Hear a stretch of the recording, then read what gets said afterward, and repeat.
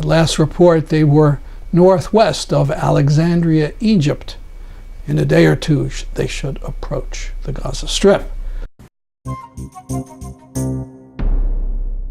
And what he was able to write about daily life in Raqqa was something that would be absolutely unparalleled and impossible, actually impossible, to be able to write outside of it. There would be no way to see that unless you lived it. Hello, my name is Stanley Heller. Welcome to The Struggle. The Struggle is shown over 30 cable stations from Maine to New York City. Terrible wildfires in Greece, more than 80 people killed. Global warming has made these fires more likely. The disaster was made worse by cuts in the budget of the Greek Fire Service. It uses Canada Air firefighting planes that are over 40 years old. According to a Greek newspaper, Katha Marini, the planes are only used in the daytime. The EU ordered massive government cutbacks in Greece, and Tsipras' Syriza government shamefully has put it into effect. But it is also spending money, working out a deal to spend $2.4 billion to upgrade F-16 military aircraft it buys from the US. If there's any brighter side to this, a Greek friend wrote on Facebook on July 25th about words and acts of solidarity with Greece. He wrote, "The Turkish Cypriot newspaper, your pain is our pain. The Macedonian people who have been getting bullied by the Greek government and the fascists sent 100,000 euros. In Turkey, solidarity all over Twitter and offers to send help. These are the supposed enemies of the Greeks? The Pakistani community, the Kurds, and the Egyptian fishermen who used their fishing boats to rescue people and gave blood for the victims, all are helping. The fascists who have attacked all of the above, including an organized attack on refugees in Thessalonica last night, the fascists posed for the cameras in front of the burned homes." Well said. The 3 remaining boats of the Gaza Freedom Flotilla are getting close to Gaza. At last report, they were northwest of Alexandria, Egypt. In a day or two, they should approach the Gaza Strip. According to the Jerusalem Post, the Israeli ambassador to the UN threatened that Israel will use all necessary measures to protect its sovereignty against the boats and their 45 passengers. Note, the Israeli government here considers Gaza its property. Now would be a very good time for you to contact your member of Congress and the local media and ask them to make a statement to cover the story. Here's something even easier. Get on Twitter and write to Senator Bernie Sanders or Alexandria Ocasio-Cortez and ask them to speak about the boats and Gaza. Or simply go to @StruggleVideo and retweet one of our messages to Sanders and Ocasio-Cortez. Some photos when the boats were in Italy. In the center is Mazen Kumsia, the former vice chairman of our Middle East Crisis Committee, who took part in the trip from Naples to Palermo.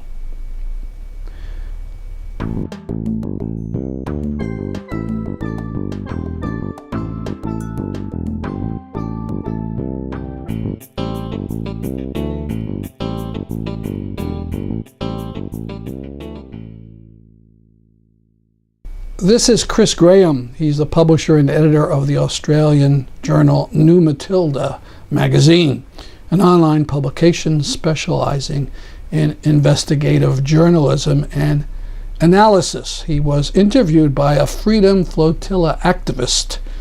I'll just read you a little part of it. How has the trip been so far, and what is the mood aboard the Awda? We're basically on schedule, and spirits are very high on Awda. The sea has been pretty rough at times, and we've had a few technical challenges to deal with as well. The Mediterranean is beautiful, but harsh as well. Everyone on board has been reminded what the trip must be like for refugees traveling across the sea, but without the amazing support and coordination provided by the Freedom Flotilla Coalition. How are you doing personally, mate? Personally, I'm doing well. This is by some margin the most challenging and emotional story I've ever worked on. Very glad I came, though. I'm still anxious and uncertain about the ending, but hoping for smooth sailing all the way to Gaza.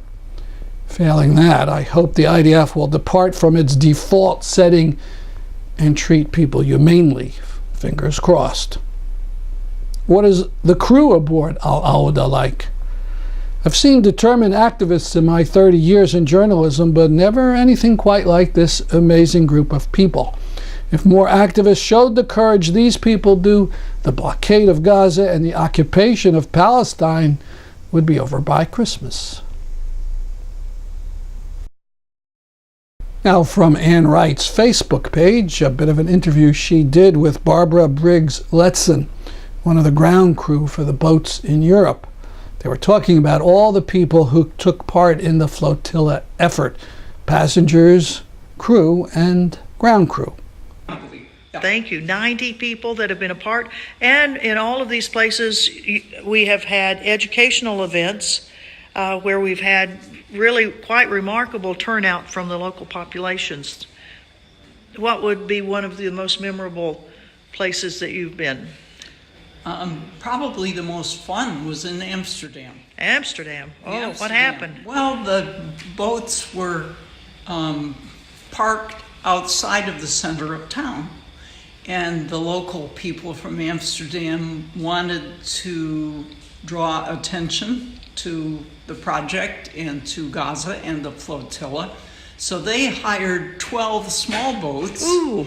And picked up a few others that were privately owned, and for 2 hours we drove in caravan in flotilla through the canals of Amsterdam. Oh, wow. With a kooky band that played castanets and whistles and various and sundry noisemakers, chanting and singing, and at the same time citizen activists were out on the edge of the canals passing out flyers to people about what we were doing. Nice, nice. It was fun. Let's go over to the computer, because I'd like for you, please, to tell us about another project that you were in charge of, and that was procuring medical supplies that we needed to take on the boats to Gaza.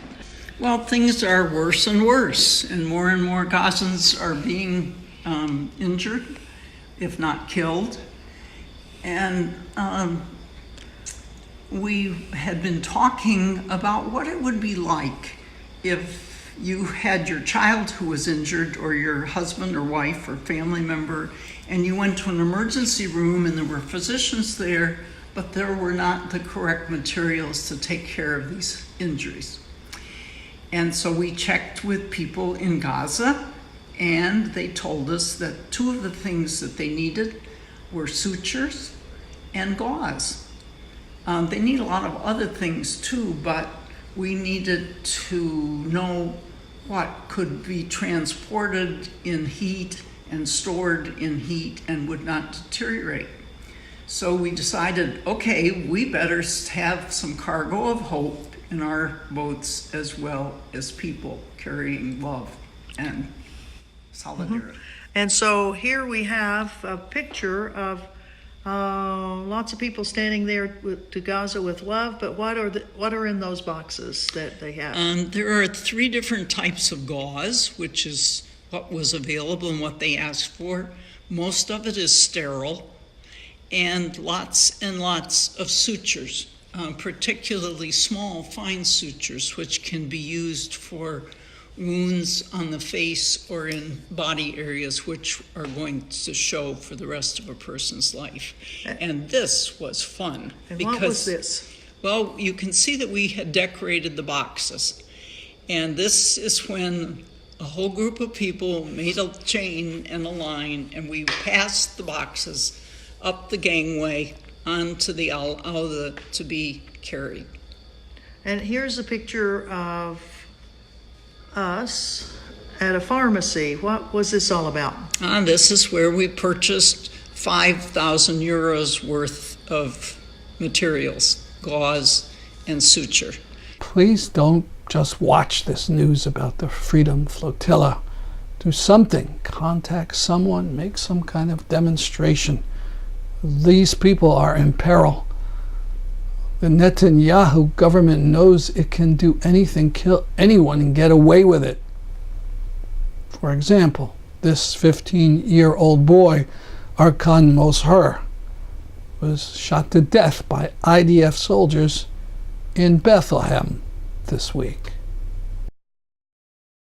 Before we turn to Syria, Promoting Enduring Peace would like to invite you to the press conference announcing the Gandhi Peace Award. It'll be 10:30 a.m. in the New Haven Public Library, Tuesday, July 31st. Free morning refreshments. Anyone can attend. This year, the tribute will go to a musician, famous all over the U.S., who has promoted human rights causes for decades. Do realize it's an announcement. The actual ceremony is Friday, September 14th. Southwest Syria is falling into the hands of Assad forces. Syrian civil defense, better known as the White Helmets, are in a desperate situation. Assad forces hate them, not because they rescue people, but because they video what they do and tell the truth to the world about Assad bombings. If captured, they face literal hell in an Assad prison or execution. Apparently, a Canadian official in Turkey, Robin Wetlaufer, organized a rescue. She was able to get Israel and Jordan to allow 94 White Helmets and their families transit through the land that these countries control. The 400 or so people evacuated will be allowed to live in Europe and Canada. Another 400 were going to be rescued, but Assad forces conquered the border areas more quickly than expected, and these people are trapped.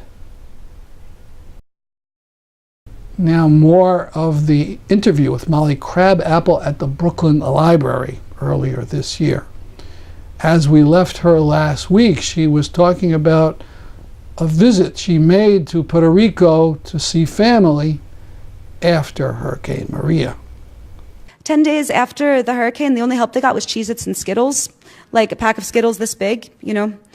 There are places that FEMA said that they couldn't go, that, I certainly went in, my friend's janky car. So it was horrible. But on the other hand, there were things that I remembered. And so, I think this is also always the thing about Homeland, especially perhaps for a lot of weirdo individualistic artists. There's like Homeland as represented by your actual family, right? Like your actual grandmother and aunts and like your actual relatives that might be in your business and have opinions about what you should do for a career and your dating life and, how you dyed your hair black and look like a freak. There's that, right? Like that's Homeland, right? And then there's all of the sort of cultural echoes, right? That, when you go as an adult, that's perhaps maybe disconnected from, even the original family that you sort of tie with Homeland. When you go as an adult, you start seeing the country and you start seeing all of that. But outside of the rubric of family and compulsion, you just start seeing it, for what it is itself. And I think for me, that was the thing that resonated the most in Puerto Rico. There are all these things that I had never seen before and felt so familiar. And I was like a sense of like deja vu, I guess, that I had suppressed. I don't know how to describe it, but yes, it did actually. There were things that I understood about what Marwan said that I had never understood before I had gone back there.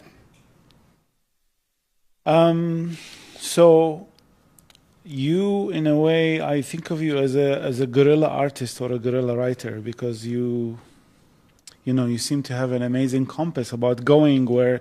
And to my mind, what has been striking and bothering me a lot is the embedded writers and journalists who are embedded with the oppressors, right? But you seem to be embedded on the right side of history. And so this leads me to a general but very important question, I think. Elsewhere in the world, in a way, you don't have to ask that question. But in this country, you would ask, because I really admire your practice in that the task of the writer and the artist in a time of permanent war, and how that informs your work. I think that there's always that cliche, right, that in a war, the first casualty is truth. And I think that the very worst sort of journalism about war has been the sort of journalism where people, I mean, you must have gotten so sick of it, right? All of like the TV journalists that stayed inside the green zone and then would like go, in some military vehicle and poke their camera out of it. And then like they'd go back to the green zone that night and they'd play like very brave on TV and, big heroes. I mean, that stuff's terrible, right?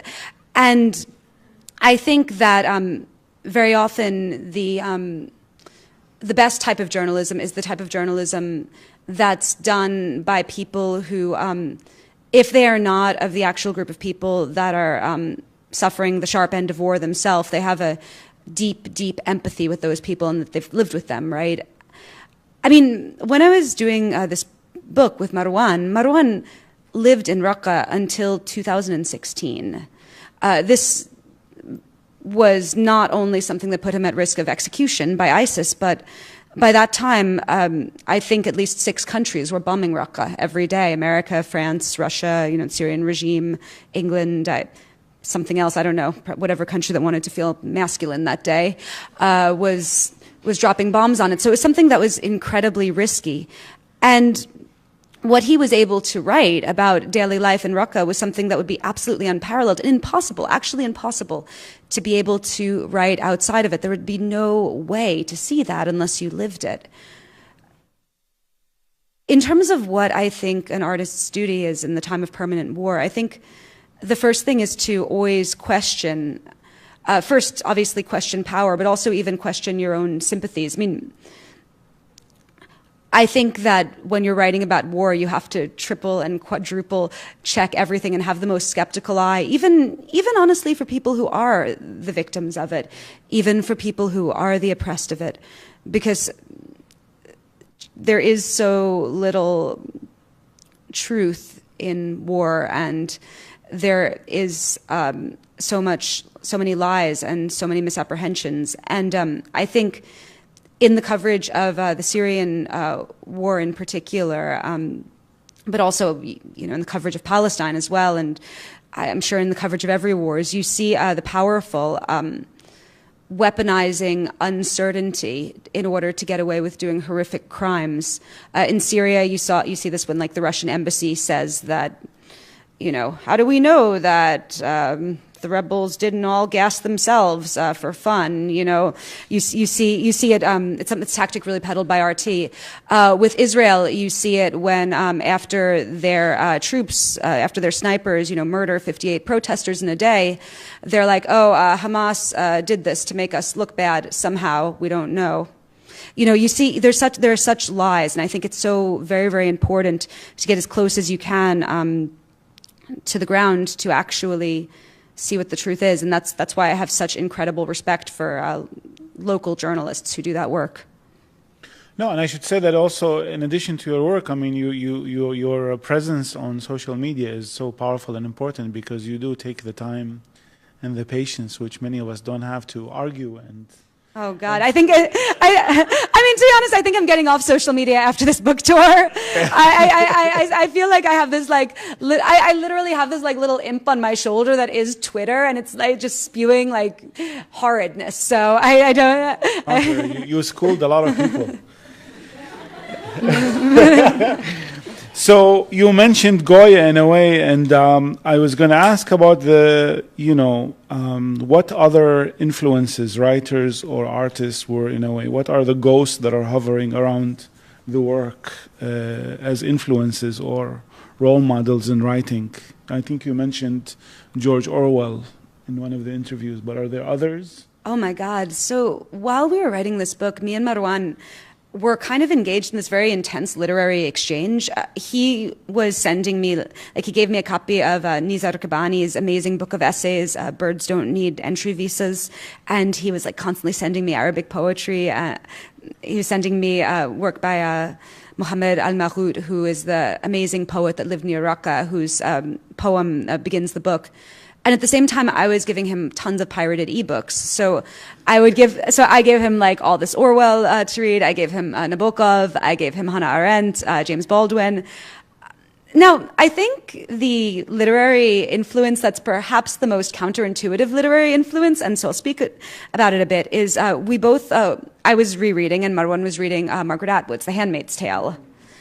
And on one hand, there's some very obvious similarities between the world of Gilead and ISIS. Lots of color-coded repressive dress codes, and women beating other women that don't conform to rigid gender roles, and lots of scripture being misquoted to do horrible crimes. But the reason that this book was so influential to us is I talked a little bit about the danger of spoon-feeding your audience when you're writing about the Middle East because of the assumption that they don't know anything. And so the world of Gilead is not something that the audience knows about because Margaret Atwood made it up. And yet she still has to convey all of this information, like what an ant is, right? Or what the ceremony is, what a commander is. And she's able to do it without literally spelling out. An ant is a woman that wears khaki green and carries a taser and terrifies handmaids, right? She's able to show it in other ways. And that was something that we really, really tried to do. We looked very closely at how Offred spoke about her life so that we could also convey Marwan's world without literally spelling out Syria is a country in the Middle East. I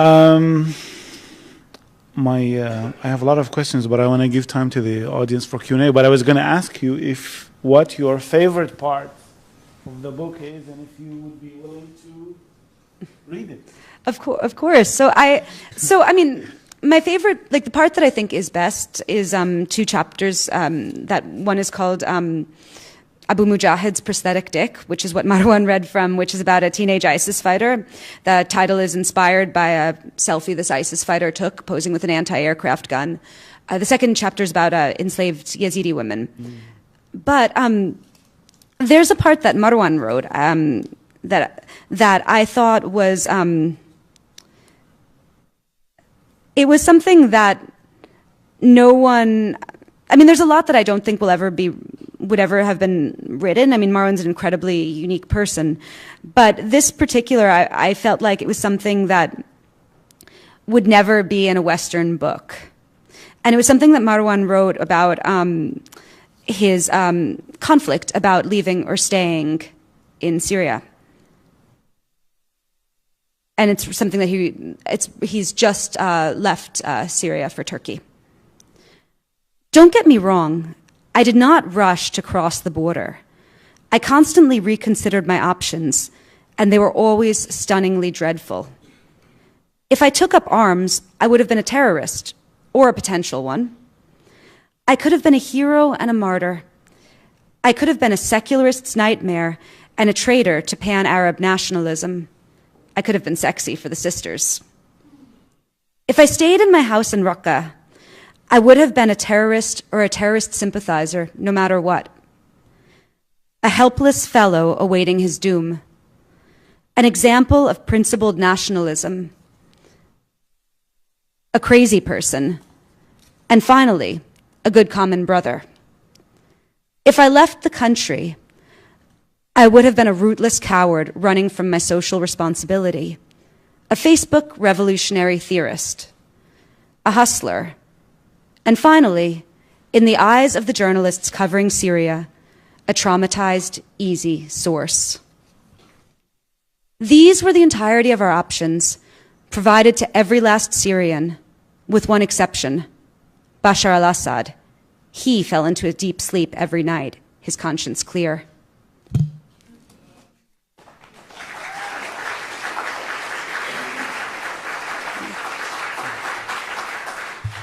Thank you. My name is Olga. Thank you so much for today and for your wonderful conversation. I have a question for Molly.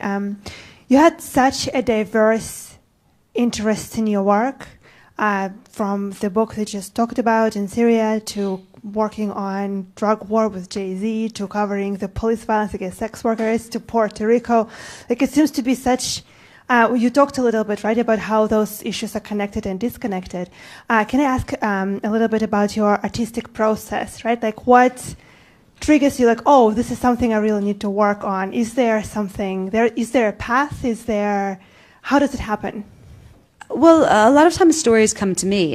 For instance, the Jay-Z thing, literally it was his team came to me and they were like, we would like you to animate Jay-Z talking about the inequities of, when marijuana gets legalized, but people who have, people of color who have been incarcerated are still shut out of that. So that's something that comes to me. Other times I just, like with Marwan, I just met someone extraordinary, right?